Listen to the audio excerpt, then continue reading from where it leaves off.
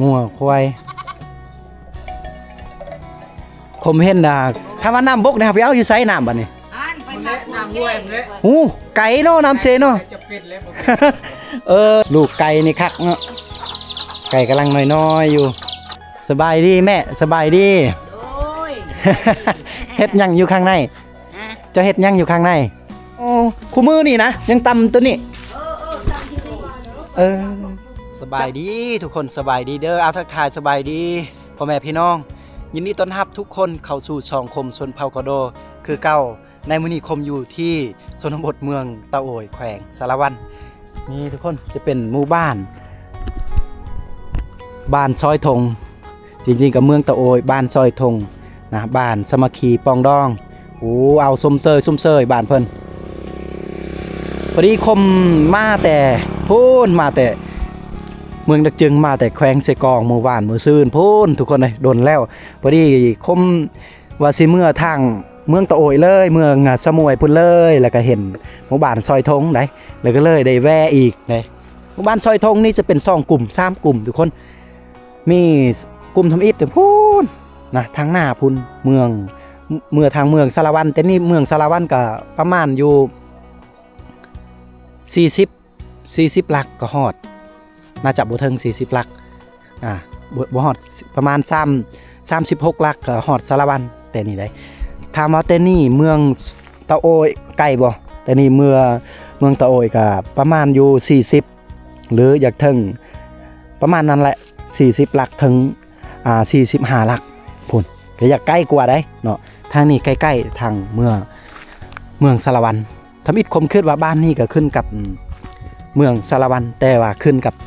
เมืองตะโอยได้ติดกับทางดำเลยทุกคนนี่เป็นในใดกันนั้นเฮาจะมาถ่ายทอดมาถ่ายบันทึกวิถีชีวิตเพื่อนซานบ้านแปนในหมู่บ้านเพิ่นในชนบทบ้าน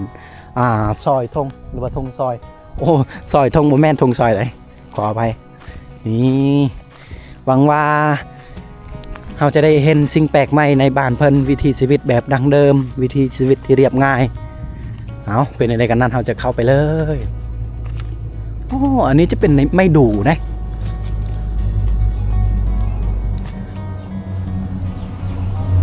โอ้อย่าโคกแน่จังหน่อยได้ทุกคนอยู่เดินบ้านเพิ่นเนี่ย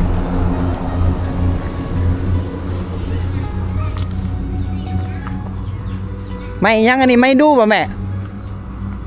ไม่ดูป่ะตัวนี้โอ้คักเนาะ โอ้ผลเต็มแต่ไม่ดูเลยทุกคนเลยเนาะทางนานี่โอ้ยสุดยอดเกียมได้เงินเลยเนี่ยเนาะบัดนี้เนาะผู้เป็นเจ้าของผมแม่นไม่ดูไล่วะ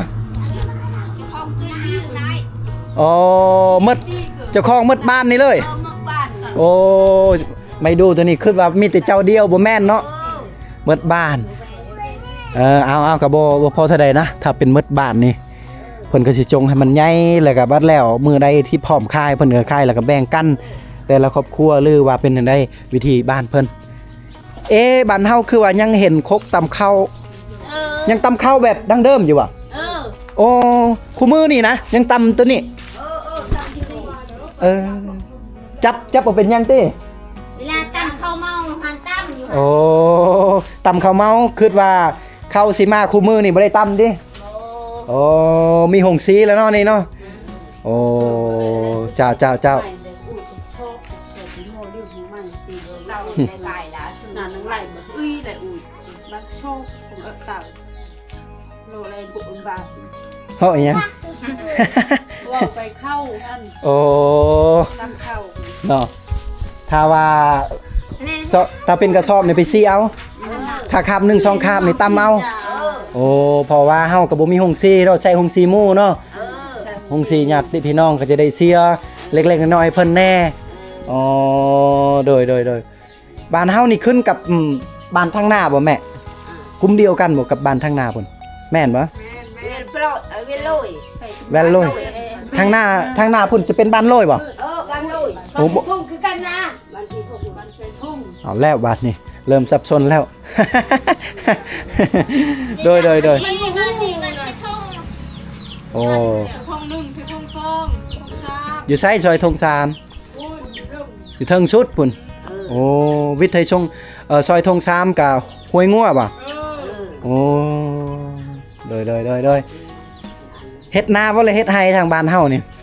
เฮ็ดให้ เฮ็ดไร่เฮ็ดนาแน่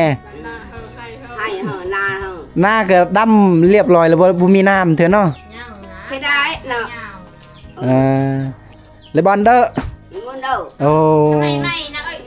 ย ตะไม้ก็ว่าไม้นี่เนาะบ่มีน้ำ ไม่นี่เพิ่นถาม เออทางบ้านเฮานี่ภาษาตะโอ้ยแม่นบ่เลยว่าภาษากะตาง โดยโอ้ย โอ้ยกินข้าวเลยจ้าโดยเนาะ เขาจะโดย ไว้เด้อ มาเด้อ เออ ตะบัง ตะอิหยังก็ ตะบัง ตะบังเฮ็ดอิหยังตะบัง ไม่ เฮ็ดหน่อไม้ สมมุติว่าถ้าไปให้เด้ปะไสเปิดบ่ได้โอ้เปิดบ่ได้เอาถ้าไปหน้าเด้เปิดหน้าแม่นบ่ตะแสร ตะเชเด้ เอาแหละแต่ว่าทางเมืองตะโอ้ยพุ่นต่างอีกเด้เพิ่นปาก ทางนั้นทางหน้า อ๋อแสรยันว่าทางนี้ตะโอ้ยสดเนาะ เอาโอ้ผาแอมยังมีให้เห็นเนาะคือเฮือนครัวเฮาเนาะคือเว้าและผาแอมกับบางครอบครัวก็ยังมีให้เห็นจะเป็นเฮือนครัวไดเอาเฮาสิเลาะลิ้นไปทางหน้าสุดแล้วก็เฮาเกี่ยวกลับมาทางลังของผมได้นะ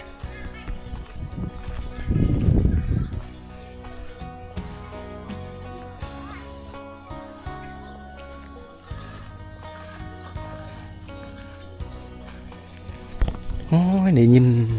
เสียงกระลงวัวกระลงควายได้กินอายของชนบทเฮ็ดให้หวนคืนคิดฮอดบ้านเก่าบ้านเกิดในผู้บางคนก็ได้เนาะอ๋อสบายดีล่ะสบายดีเฮ็ดหยังอยู่ข้างในโอ้เบิ่งทีวีโอ้เพิ่นเบิ่งทีวีเลยเบิ่งช่องข่าวช่อง7ช่องไทยสบายดีแม่สบายดี โอ้ย เฮ็ดหยังอยู่ข้างในจะเฮ็ดหยังอยู่ข้างใน บ่ได้เฮ็ดหยัง เบิ่งทีวีเอาโอ้ เฮ็ดอะไรก็บ่ได้ตานี่บ่แจ้ง บ่เห็นหุ่ง บ่เห็นหู ป้าอายุจักปีแล้ว โอ้ยอายุนี่บ่จักแล้วจนแก่โต อ๋อ จนผมงอกแค่ ผมงอกแล้วบ่ฮู้เลยเนาะสมัยตะกี้ก็บ่ก็จะบ่ฮู้เนาะถ้าฮู้ก็ฮู้แต่ว่าทางให้บอนนี่บอนนั่น ปีนี้ปี สิบ่จื้อเลย โอ้นี่แม่เฒ่าเพิ่น บ่ได้ไป โด ใส่ ย เลย เอาลูกหลานว่าอยู่ข้างในนี่สบายดีเจ้าสบายดี โอ้พากันเฮ็ดอีหยังเนาะข้างในนั่งลิ้นบ่โอ้ ไข่ไอ้หนาวนี่นะ ทางไปเป็นไฟไอ้หนาว มีเงินวิกครับ โอ้บ่สบาย หายยุกยา มีเงินไปหม้อ มีแต่ไข่หน้าเฮือนคอยนี่ลานคอยนี่ก็ไข่ เป็นจังไดบ่ได้ไปหาหมอดูหมอดาวบ่เพิ่นดูเพิ่นดาว พอดูเพิ่นเดาก็เมื่อย เมื่อยแล้ว เมื่อย สุดความสามารถแล้ว ออกเดี๋ยวนี้ก็เฮ็ดออกนั่นก็เฮ็ด อ่า ออกยังก็เฮ็ด ยังบ่ดี คันว่าเรื่องไก่นับแต่ไข่มันโลด โอ้ มันก็เดี๋ยวนี้มันก็เฮ็ดบ่ได้ เนาะ ยัง เมื่อยไปเป่าเมื่อยไปเหยาแล้วเนาะ เออ บัดนี้ห้องหม้อก็เมื่อยไปแล้วเนาะ เออ โอ้จนบ่มีเงินบ่มีคำ หม้อผู้นั้นได้เขามี มัน มีปัจ เอ จัย อคันมีเงินร้อย เนาะ ล้าน200ล้านเขาไปปักศอกปักสีไปเวียง เนาะ จันทน์ เขาปัวได้เนาะทางนั้นเนาะแม่น เฮานี่มันเราว่าบ่สามารถคือกัน แม่นโอ้ยเฮ็ดจะได้เด้ทุกคนนะก็สิมีผู้ทุกข์ผู้ยากจังซั่นแหละ เด้อ อ่า หลายทุกข์หลายยากนะมึงเอ้ย โดยเอาจังได้ก็สู้เด้อโดยแม่โดยขอบอกขอบใจเป็นกำลังใจให้ โอ้ย เจ้า มาแต่โตลาบ่ได้มีอิหยังของฝากของตอน ให้ยิ่งยงคงมันอยู่เด้อ เจ้าขอบอกขอบใจเจ้าเพิ่นก็อวยพรเป็นอย่างดีอีกแล้วอ๋อเพื่อนครัวเนาะอยู่ข้างหน้าเพิ่นก็สิเกาะได้ทุกคนนี่พอได้ล้างถ้วยล้างจานได้เลยข้างในก็จะเป็นเฮือนของกระเจ้านี่โอ้นี่กันไดเพิ่นโอ้ยขวยเพิ่นคักแท้ทางนี้นี่ มีฮอดลูกแบะมีเอ้ยงัวควาย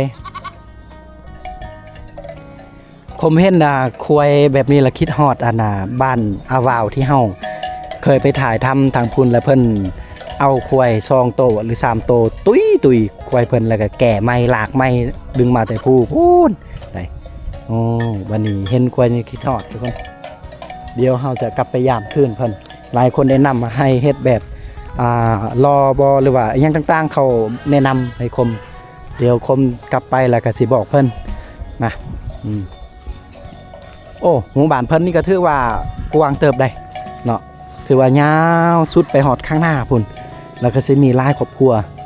ในหมู่บ้านกลุ่มเพิ่นอยู่นี่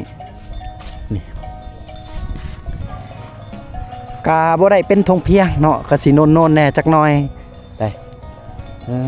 นี่ก็สิมีห้านขายเครื่องสะดวกซื้ออยู่นี่โอ้ค่าคำ โดยสบายดีถ้ายามฝนตกนี่ก็คักเลยทางพุ่นก็น่าจะเต็มหมอกแต่ว่าเฮาเบิ่งได้อยู่ผู้สูงหน่อยตัวนั้นทุกคนเฮาเห็นหมอกเนาะปกคลุมผู้หน่อยนั้นโอ้แต่ว่าทางลุ่มทางบ้านเพิ่นนี่ก็อยากฮ้อนได้ฮ้อนอะไรได้ตอนนี้บ่ฮู้ว่าประมาณจักโมงได้บ่ประมาณ10โมงตอนนี้นะจะเป็นหรือว่า9โมงนะก็ยังบ่ทันได้ฮอดเที่ยงโอ้ทางนี้ว่าคนหลายแท้เพิ่นเฮ็ดหยังบ่ได้เดี๋ยวกลับไปเบิ่งเพิ่นนะหานสะดวกซื้อในหมู่บ้านเพิ่นเนาะเพิ่นก็น่าจะไปเอาปูนแต่เมืองสารวันเพิ่นแหละแขวงสารวันทางพุ่นเพราะมันไกลๆตัวเมืองแน่น่ะก็ยังบ่ทันได้ฮอด50ลัก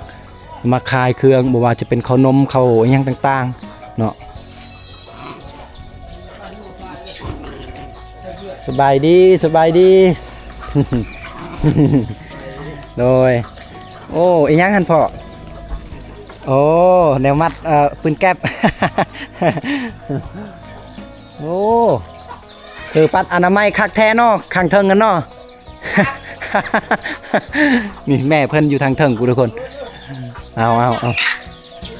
โอ้ยลูกไก่นี่คักเนาะไก่กำลังน้อยๆอยู่เอาสบายดีเฮาสบายดีโอ้นางพกพรเนาะเจ้าสบายดีสั่งครอบสั่งครัวหมดเลยบ่ยังวัยรุ่น โสด ยังโสดโอ้ผู้บ่าวผู้สาวทางใดเห็นไอ้คนรอกันนี่ทางบ้านซอยทงนี่เด้อยังโสดอยู่ยังรออยู่ โอ้คักเนาะใหม่เพิ่นเฮ็ดโตะทุกคนน่าจะหลายปีแล้วบ่นี่โอ้ได้กว่า10ปีพุ่นแหละนี่เอายัง อันนี้ก็สร้างครอบครัวแล้วว่ายังคือกันนี่โอ้ยังทำ3คน3นุ่มเลยโสดอันนี้ก็โสดมีแล้วนี่ลูก2ยังเอาเลย ยังโสดอยู่ได้เนาะผู้สาวก็มีบ่ทางบ้านเฮาบ่เห็นเนาะไปสวนหมดบ่โอ้ตอนแรกนี่ได้เห็นเนาะผู้สาวเนาะโอ้มื้อหน้าไอ้สิมาตอนแรงพอได้ยกผู้สาวบ่ยก เขาเป็นคนมักม่วนเด้ออย่าถือสาเขาได้ นี่โอ้มีหอดเหือเอ้าไปลองอยู่ไสมาดิเหือตัวนี้เซอยู่ไสมีเซบ่อยู่นี่วะโอ้เซใหญ่เติบอยู่เบาๆนี่มีเหืออีกแสดงว่าใกล้ๆเซได้บ้านเพิ่นนี่โอ้เพิ่นว่าไปลองอยู่น้ำเซนี่ลองกะใส่มองใส่แฮอย่างต่างๆแหละเนาะวิถีชีวิตบ้านเพิ่นบ้านเฮานี่เอาน้ำอยู่ไสบ้านเฮานี่น้ำกับเจ้าตักน้ำใส่น้ำลิ้นบ่แม่นแหละ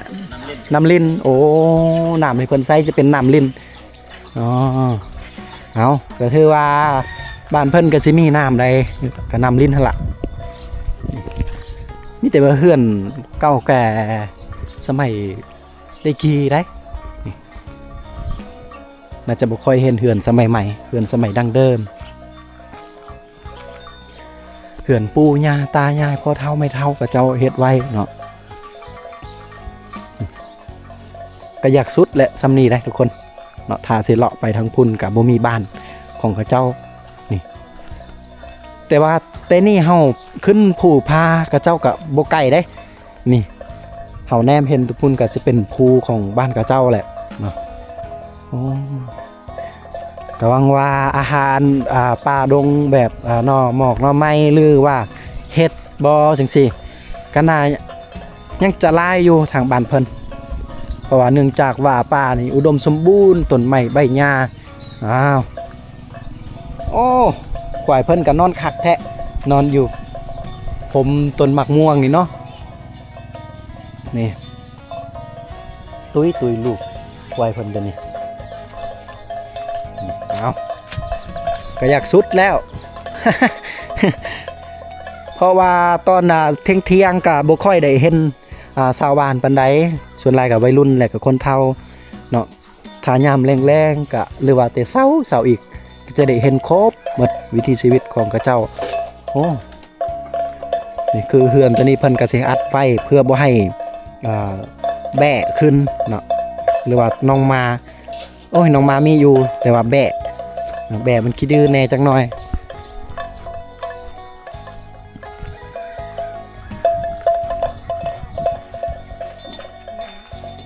โอ้ยลูกมาแต่แพงเนาะลูกไม้เนาะแม่มันบ่ได้ม่านบ่โอ้คิดว่าม่านแบบไปป่าไปดงมันก็สิเฮา เอาสบายดีอีกตัวนึงพ่อโดยอยู่ดีมีแฮงโอ้ยบ่ได้ไปใส่บ่ได้ไปโลป่าโลดงบ่คือมี ไป อ๋อพักพร มันก็สบายเป็นไข้ อ๋อเป็นไข้หั่นแหละอากาศนี่หนาวร้อนๆเนาะก็เฮ็ดให้บางคนบ่ว่าจะเป็นเด็กน้อยหรือว่าวัยรุ่นหรือว่าคนเฒ่าคน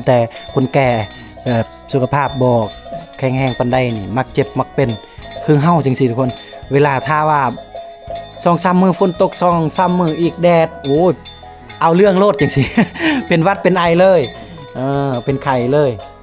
หมู่บ้านเฮานี่ประมาณจักครอบครัวพอทั้งหมดหมู่บ้านเฮานี่ 30โอ้บ่ได้รวมกับอยู่ทางเทิงพุ่นบ่อ๋อ30งัวควายลายเนาะบ้านเฮาเนาะ อีพ่อก็มีงัวอยู่ปะ มี จักโตแหละ จะเป็นตู้ โอ้บัวลายกับ7-8โตลายแล้ว บางชนบทไปนี่บางคนก็ดามโตนึงบางคนก็บ่มีถือว่าเฮากันดีแล้ว7-8โตควายก็มีบ่ บ่มี มีแต่งัวโดยอากาศมื้อนี้ก็อยากร้อนๆแน่จักหน่อยโดยเอาแน่นั้นเด้อลูกหลานสิเลาะลิ้นก่อนโดยขอบใจอยู่นี่มีแห้งเจ้าอันนี้แม่นงัวอีพ่อหมดบ่ตินี่ เขา งัวผู้อื่นเนาะโอ้งัวงามๆเพิ่นใดทุกคนเนาะในหมู่บ้านกะเจ้า ว่านะ โอ้ว่าแต่ห้วยงัว โดยแม่ โอ้ไปซื้อปลา แม่ โอ้ มาได้ชื่อป้า มาแต่ซื้อปลา อาหารเชื่อมตัวรัดเชื่อใจ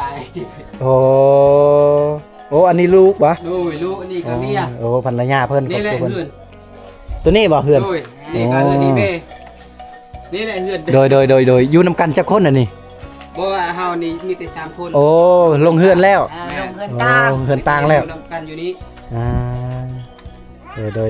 ยอันนี้ญาติพี่น้องกันหมดบ่ตินี่ แม่นนี่ก็อายผู้กกเลยนี่ เจ้า กกหันอยู่พุ่นบ้านกระเต้า อยู่บ้านกระต้าว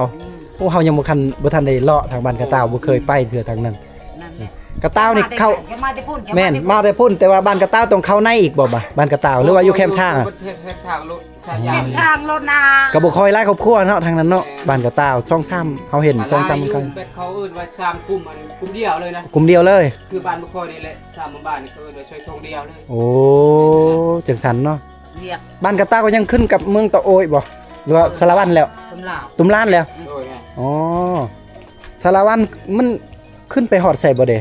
สารวัตร สวัสดิ์ อยู่วงเวียนแล้วก็ขึ้นไปทางพุ่นเลยเนาะ แม่น คุณดูไอ้หมอตัวทะลัก ตัวสารวัตรนี่ตัวแข่งมืดนี่อันใหญ่เป็นสารวัตรนั่นแหละแข่ง อ๋อ เดียวเลยแข่งเดียว ความหมายก็คือขึ้นกับเมือง แม่น อ๋อโดยเอาบัดนี้น้ำเด้เฮาไปเอาอยู่ใช้น้ำใส่น้ำดื่มน้ำกิน กินนี่ บ้านบ่ค่อยนี่ยังบ่มีปาน ยัง ใด ยังบ่มีน้ำเทื่อ น้ โอ้ ำปลาน้ำดินเต็มบูคนบ้านใต้บ้านบ่ ยามมาแรงๆนี่บกไปหมดเนาะบัดนี้ถ้าว่าน้ำบกนี่ครับไปเอาอยู่ไสน้ำบัดนี้ อ่านไป คน นั เละ ก น้ำห้วยคนเละ หูไก่เนาะน้ำเซเนาะ จะเป็นแล้วบ่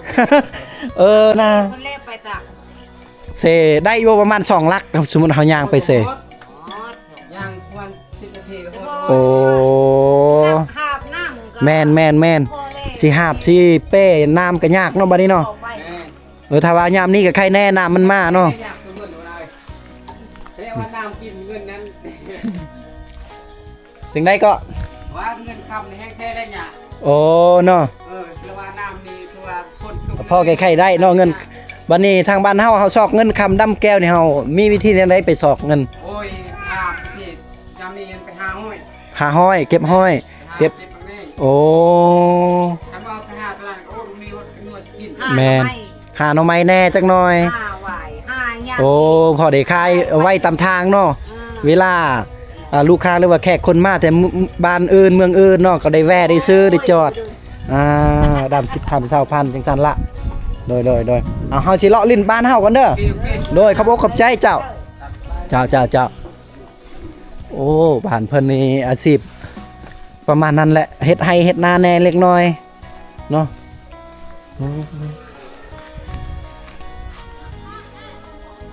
ถ้าบ่มีเจ้างามๆแกก็ฉันให้ไปนำพุ่นน่ะ เนาะโอ้งัวเพิ่นนี่ไปเบิดแล้วคือผมเว้าแหละบ้านเพิ่นก็เลี้ยงควายเลี้ยงงัวเลี้ยงสัตว์ลายอยู่พุ่นทางผู้พุ่นเต็มเลย มีแต่งัวชาวบ้านเพิ่นอันนี้ก็คือธนาคารของครอบครัวได้หรือว่าอีกอันหนึงก็คือว่ายานะสำหรับคนหรือว่าครอบครัวที่นับถือพี่บรรพบุรุษเป็นหยังจึงว่ายาครอบครัวเวลาเจ็บโอโซป่วยเวลาแก้ฮีดนะเนาะบางทีพี่บรรพบุรุษมันต้องการกินงัวกินควายก็พอได้แก้ฮีดบางทีย่ำเฮ็ดบุญศีลกินทานตัวนี้แหละเพิ่นก็สิเอาไว้แน่เฮ็ดฮีดแน่1มา2มากับเวลาเจ็บโอโซป่วยกระทันหันบ่มีเงินก็พอแก้ไขได้คายดำโตนึง2โตก็พอแก้ไขได้ทุกคนเลยบ่มีข้าวกินกับคายงัวคายควายแหละจังซี่อันนี้เขาจะเอิ้นว่าธนาคารของหมู่บ้านหรือว่าธนาคารของครอบครัวเพิ่นไปสบายดีแม่สบายดี สบายดี เอาเมื่อกี้เห็นฟัดเข้าอยู่บ่มีบ่เมื่อกี้เห็นฟัดเข้าอยู่ เออ น้อยๆนะ ข้าวน้อย เออ พอเพิ่นไปไส พ่อ เลย ไปแล้ว เอ้าบ่มีผัว เออ โอ้อยู่จักคนเลยอยู่ใน เอาก็ไปสิ่งชอบ อยู่นำกันอยู่นี่2คน เออ อยู่กับลูก เออ อยู่มีอยู่กับลูกหรือว่าอยู่กับผู้อื่นบ่ไอ้น้องอยู่นำกันอยู่นี่จักคนบ่มี ลูกคอย อยู่กับลูก เอออยู่กับลูก อ๋อ โทษตายอะโทษแต่ตายแหลมน้อยๆ ผัวตายปะตายได้จักปีเลย บ่ได้3 ปี 3 ปีแล้ว อืม โอ้บัดนี้เลี้ยงลูกผู้เดียวเลยเนาะบัดนี้เนาะ เออ ลูกจักคน4 คน ชีชะบ่5 5คน เรียกออกมา7อ่ะ อันนี้แม่นหมดบ่ลูกเจ้า เออ โอ้อันนี้วะ อืม อันนี้บ่แม่นบ่ แม่นั่นลูกน้อง อ๋อลูกพี่น้อง อืมนี่ โอ้โดยบัดนี้เฮาหาเงินคำน้ำแก้วเนี่ยได้หันเลี้ยงลูกเลี้ยงหลานเนี่ยได้ไปหาเงิน แกกินไก่กินนะมักผัก เออกินไก่แน่กินผักกินหญ้าจังซั่นนั่นเนาะ ไก่เลี้ยงตลาดชลวัฒน์ตลาดใหญ่เด้ เออ ปลาขาย โอ้เลี้ยงไก่แล้วก็ขายส่งให้ตลาดสารวัน เออ เพิ่นมาเอาอยู่นี่เลย เออ โอ้ จก ก็พออันนี้คือ เส้นหนึงแต่คือ โอ้ จะชาวพันธุ์นี่ โอ้อันนี้คือวิธีหาเงินเนาะ หน้าเลี้ยงน้อยๆนะ ผู้นี้บ่ เออ โอ้ลูกเพิ่นยังน้อย อืม หาคนเนาะ อืม โดยอันนี้คือเฮือนเพิ่นพอดีพัวเพิ่นก็ใต้ปะโอ้ในนี้ก็ได้พบได้พออีก สิ่งที่บ่เคยเห็นก็ยังได้เห็น สิ่งที่บ่เคยพบก็ยังได้พบแหละ โอ้โหคือน่าสงสาร สบายดีพ่อสบายดี นี่เฮ็ดหยังอยู่ข้างใน มาแต่ให้พักพรโอ้ ลูกหลานไปใส่คือว่าเงียบไปเลย เป็นอยู่หน้าผม เพิ่นไปอยู่หน้า โอ้หน้าก็พ่อมีน้ำอยู่บ่ มีหน้า โอ้บางครอบครัวนี่บ่มีเนาะแต่ว่านายพ่อนี่คักเอ้ยเอาสมเชยดีใจน้ำดีใจน้ำจะได้ดำเลยเนาะบัดนี้เนาะ โอ้ยูทูบภายหน้า โอ้ ไปอัพเนาะ แม่นๆหน้ามันอยู่เทิง แม่น โอ้แล้วก็บัดนี้หน้าเฮาอยู่ลุ่ม เจ้า โอ้ก็พอได้มีน้ำเล็กๆน้อยๆเนาะเจ้าเอานี่แหละถ้าเฮาบ่ได้ตัดไม้ทำลายป่าเฮ็ดให้หมู่บ้านเฮาก็ได้รับความเย็นตลอดเลย ถ้าว่าเฮาตัดแบบเกี้ยงไปเลยได้เฮ็ดให้ร้อนอากาศแห้งแล้งนี่เฮาสังเกตเบิ่งจากเดินบ้านหรือว่าหน้าบ้านของเพิ่นนี่เต็มแต่หญ้าแสดงว่าบ้านเพิ่นก็ถึงแม้นว่าแห้งแล้งแต่ว่าก็บ่ถึงขั้นที่ว่าหญ้าหยังต่างๆก็ตายไปเบิดแห้งแล้งขนาดนั้นโอ้สุดยอดเอาอยู่นี่เพิ่นก็โฮมอยู่นํกันอีกอยู่นี่หลายคนมิตรเฮาก็ขึ้นมาหาบ้านเพิ่นนี่แหละเฮือนเพิ่นนี่แหละนี่อันนี้ก็เรียกภาษาบ้านเพิ่นน่ะเรียกกระบกบ่ภาษาแม่นบ่ เรื่องบก เรียกกระบกภาษาปะโอยอ๋อภาษาลาวน่ะซูปเป็นหยังก็ซูปกอกเนาะซูปมะกอก ชาลาว นี่ทางเฮาไปเขตเสกองพุ่นกอกเขาบักใหญ่ๆพี่กระบังพุ่น ดูดเลยครูนี่ กอก กอกโอ้ เอากระบก กระบก กอก กระบกน้อยๆเนาะนี่เนาะ กู นี่ เนาะ แต่ละที่แต่ละบอนวิถีชีวิตนี่บ่คือกันนี่การสูบอันนี้คือการทำพุ่นและนี่คือบุหรี่นั่นเองนี่เอา เอาใบ เนี่ยเนาะตุกี ใบตองหรือว่าใบไม้หยังต่างๆเนาะมาพันแล้วก็เฮ็ดแบบบุหรี่เอาทุกคนเอาสำหรับเฮาได้มาลิ้นมาเที่ยวได้มาสัมผัสได้มาถ่ายทอดมาถ่ายทำวิถีชีวิตมาติดตามเขตชนบทในหมู่บ้านซอยทงเมืองตะโอยแขวงสารวันเฮาก็ได้เห็นหมู่บ้านเพิ่นกับหมู่บ้านแบบเก่าแก่บูฮานแบบวิถีชีวิตชนเผ่าตะโอยว่าซั่นซะเนาะทั้งหมดในหมู่บ้านเพิ่นนี่ก็มักแหล่งธรรมชาติเนาะบ่ว่าจะเป็นต้นไม้ใบหญ้าเพิ่นก็เก็บรักษาไว้ได้และบ้านเพิ่นนี่มักเลี้ยงสัตว์หลายบ่ว่าจะเป็นงัวควายเนาะแล้วก็เป็ดไก่ต่างๆเพิ่นเลี้ยงก็พอได้ขายได้เนาะแล้วก็บ้านเพิ่นนี่เวลาไปเอาน้ำก็คือน้ำกอกบัดยามมาก็มาบัดยามมันบกพูนบ้านเพิ่นไปเอาน้ำเซไปทางลุ่มก็มีอีกเซประมาณย่าง10-20นาทีก็ไปถึงได้และบ้านเพิ่นนี่ก็บ่มีคำว่าวัดวาอารามได้บ้านเพิ่นนี่ก็นับถือผีบรรพบุรุษหีดของประเพณีอันดีงามแต่พอเท่าปู่สังกษาญาสังกสีตะกี้ทุกคนเลยเอาสลับคลิปบ้านเพิ่นก็สิ้นสุดเพียงเท่านี้ทุกคนเฮายังมีหมู่บ้านที่จะไปเขตชนบทเมืองตะโอยเฮาจะขึ้นไปเลยพุ่นจนสุดฮอดเมืองตะโอยฮอดเมืองสมวยพุ่นแหละแล้วก็เฮามีพละกำลังมีโอกาสเวลาเฮาจะกลับคืนมาไปเขตเมืองอื่นแขวงอื่นมาถ่ายทอดวิถีชีวิตถ่ายทำเขตชนบทฝากตอนให้พ่อแม่พี่น้องให้ FC ได้รับได้ชมได้ควนคืนบ้านเก่าบ้านเดิมพ่อแม่เฮาตะกี้ได้เอาสำหรับคลิปนี้ก็ขอสิ้นสุดเพียงเท่านี้ทุกคนกล่าวว่าสบายดีทุกคนพบวิดีโอถัดไปบ๊ายบายทุกคน